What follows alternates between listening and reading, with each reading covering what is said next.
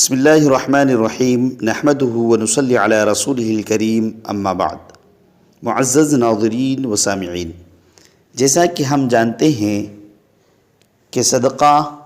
آفات، مصیبت اور بیماریوں سے حفاظت کا ذریعہ ہے، جیسا کہ حدیث پاک میں اللہ کے نبی صلی اللہ علیہ وسلم نے ارشاد فرمایا ہے۔ معجم طبرانی کی روایت ہے، حضرت عبداللہ بن مسعود رضی اللہ عنہ راوی ہے، حضور صلی اللہ علیہ وسلم فرماتے ہیں کہ اپنے مالوں کی حفاظت زکوٰۃ کے ذریعے کرو اور اپنے مریضوں کا علاج صدقے سے کرو۔ اس سے معلوم ہوا کہ صدقہ خیرات بیماری کے لیے شفا کا سبب ہے۔ اسی طرح ایک حدیث میں حضرت انس رضی اللہ عنہ راوی ہے، حضور صلی اللہ علیہ وسلم نے ارشاد فرمایا، ترمذی شریف کی روایت ہے کہ صدقہ خیرات رب کے غصے کو ٹھنڈا کر دیتا ہے اور بری موت کو دور کرتا ہے۔ اس سے معلوم ہوا کہ اللہ کے غضب کی وجہ سے جو مصائب و پریشانیاں پیش آتی ہے، صدقہ ان سے حفاظت کا ذریعہ بنتا ہے، اس طرح کہ وہ اللہ کے غصے کو ٹھنڈا کر دیتا ہے۔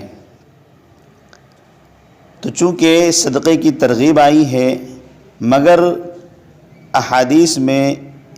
صدقے کی جو ترغیب آئی ہے یہ مطلق صدقے کے بارے میں ہے، خواہ وہ اناج کی شکل میں دیا جائے یا رقم دی جائے یا کپڑا دیا جائے یا جانور ذبح کر کے گوشت دیا جائے یا زندہ جانور صدقے میں دے دیا جائے یا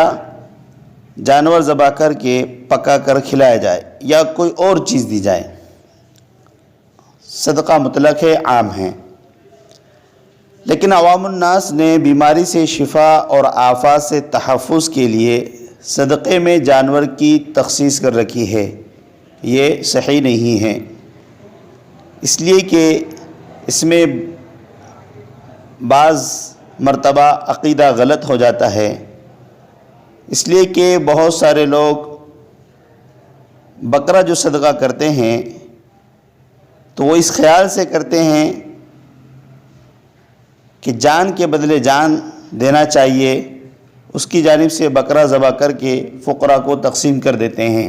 کہ ہمارا جو بیمار ہے اس کی جان کے بدلے ہی جان ہم نے دے دی، یا ویسے ہی زندہ بکرا صدقہ کرتے ہیں۔ اور بعض لوگ اس کے ساتھ یہ بھی رسم کرتے ہیں کہ اس بکرے کو بیمار کے قریب لے جا کر بیمار کا ہاتھ اس پر پھیرتے ہیں یا بکرے کو بیمار کے سر سے پیر تک چلاتے ہیں، اور اس میں خیال یہ ہوتا ہے کہ اس بیمار کی بیماری اس میں اتر گئی، اس کو اتارا بھی کہتے ہیں۔ اور بعض لوگوں میں مزید یہ ہوتا ہے کہ اس صدقے میں کالے بکرے کی تخصیص کرتے ہیں۔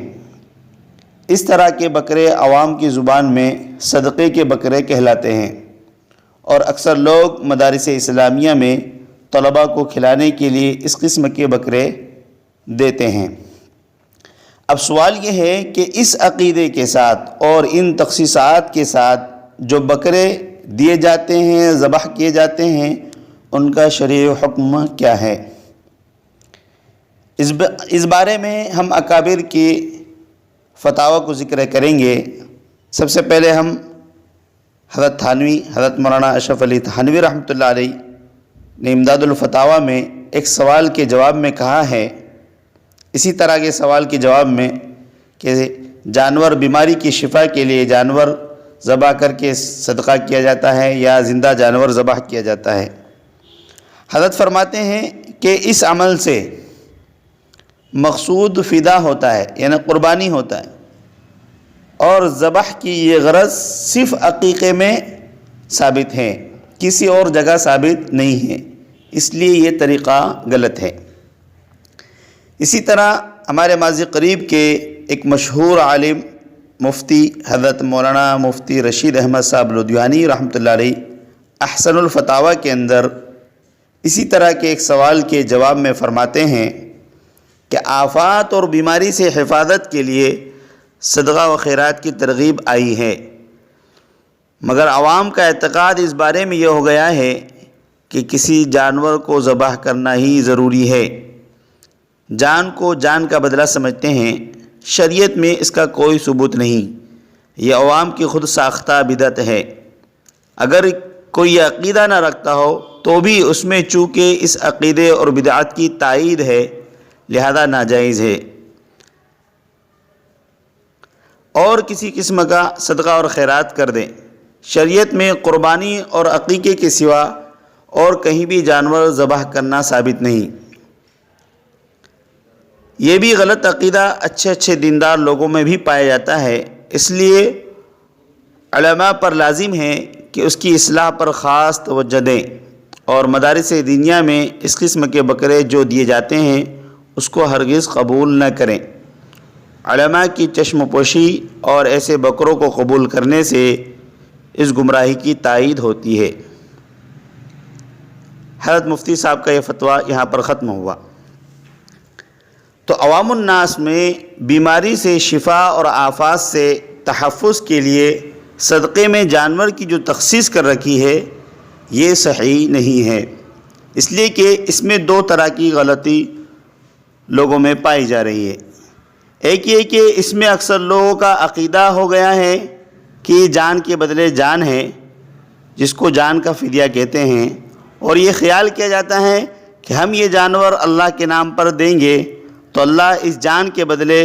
ہماری یا فلاں شخص کی جان کی حفاظت کرے گا۔ اس لیے اکثر لوگ کوئی اور چیز صدقہ دینے یا جانور کی قیمت صدقہ کرنے کو تیار نہیں ہوتے، جو اس بات کی دلیل ہے کہ عام طور پر جانوروں کے صدقہ خیرات میں مذکورہ عقیدہ پوشیدہ ہوتا ہے۔ اور اس میں دوسری خرابی یہ ہے کہ شریعت میں صدقہ عام تھا، کسی بھی چیز کا دیا جا سکتا ہے، مگر اس کو جانور کے ساتھ خاص کر دیا تو کسی عام چیز کو خاص کر دینا بھی بدعت کے زمرے میں آتا ہے۔ اب یہاں پر ایک بات یہ ہے کہ ہو سکتا ہے کہ بعض لوگ ایسے بھی ہو جو نہ ایسا عقیدہ رکھتے ہو اور نہ تخصیص کرتے ہو، بلکہ محض ثواب کے لیے یا شفائے امراض اور آفات سے تحفظ کے لیے بلا تخصیص جیسے اور چیز صدقہ کرتے ہیں ایسے ہی جانور بھی صدقہ کر دیتے ہیں، مگر چونکہ اس سے غلط عقیدہ رکھنے والوں کی تائید ہوتی ہے لہذا صدقے کے بکروں کا رواج ہی چھوڑ دینا چاہیے۔ اگر صدقہ دینا ہی ہے تو کسی اور چیز سے دیا جائے، روپیہ، پیسہ، اناج، کپڑا، کھانا وغیرہ، بلکہ رقم دے دینا افضل بھی ہے کہ اس سے حاجت مند اپنی ضروریات کو آسانی سے پوری کر سکتا ہے۔ لہذا جن کا عقیدہ ہی غلط ہے ان کو تو اس سے توبہ کرنا چاہیے اور اس سے بچنا چاہیے، اور جن کا عقیدہ غلط نہیں ہے ان کو بھی چاہیے کہ اس سے پرہیز کریں تاکہ بدعت کی تائید نہ ہو۔ اللہ تعالیٰ سے دعا ہے کہ اللہ تعالیٰ ہم سب کی گمراہی سے پوری حفاظت فرمائے۔ صلی اللہ تعالیٰ علی خیر خلق محمد وعلی آلہ وصحبہ اجمعین۔